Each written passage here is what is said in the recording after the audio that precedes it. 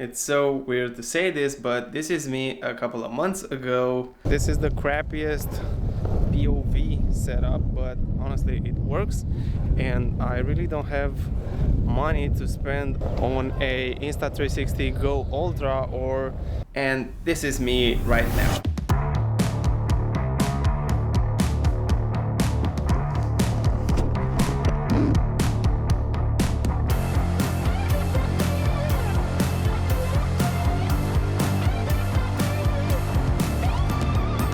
Yeah, I just bought the Insta360 Go 3S, and I know what I said, but I bought this because it was on sale, and I just really wanted something that literally works as a BTS POV camera. Super simple, super light, and compact as well. I don't want to get any ugly strap or I don't know, something big on my head like a minor, or I don't know, you got the idea. But what I really love about this camera is that it comes with everything you need to go out and shoot something.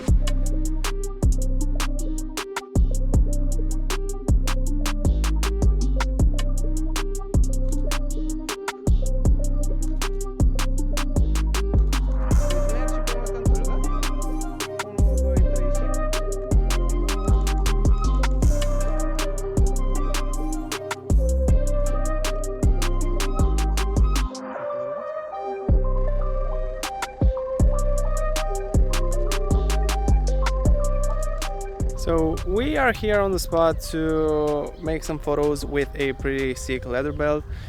We're pretty much ready to shoot. I mean, almost ready to shoot. Yeah, almost ready. The light is nice. The overall environment is pretty sick. I find myself pretty inspired by Kamake shooting photos, around the countryside. That's what I'm trying to do, but not in Texas or I don't know, USA. We're here in Romania.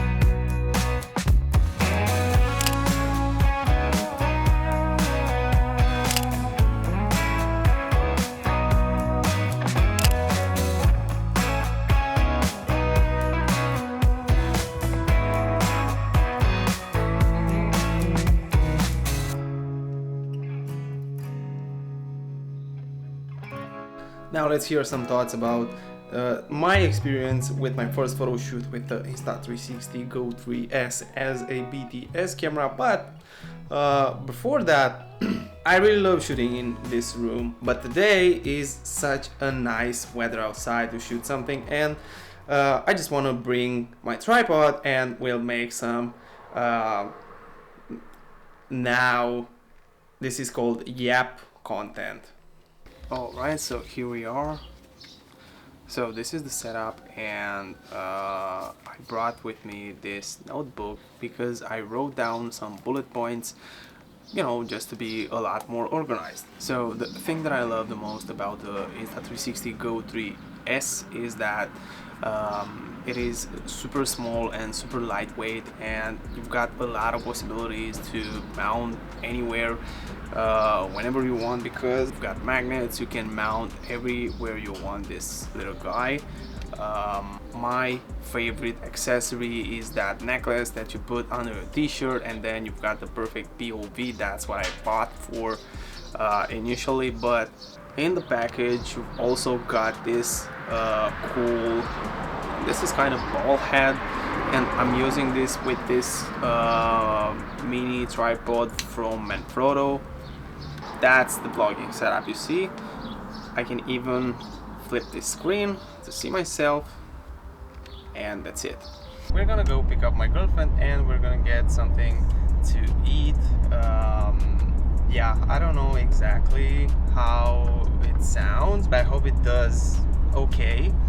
Another thing that I really like about the Insta360 Go 3S is that you can shoot 4:3 aspect ratio. That's the best format if you wanna crop in for both vertical and horizontal content. You've got 128 gig of storage, and it means that you can't forget the SD card, so whenever you go outside you are pretty much ready to shoot. The only thing you gotta be careful about is to have available storage, which means after every single photo shoot you gotta format your camera or delete every single file. The image quality is pretty good. You can shoot 2.7K at 50 FPS or 4K 30, but for me though 2.7K crop is just enough to post something vertical or horizontal.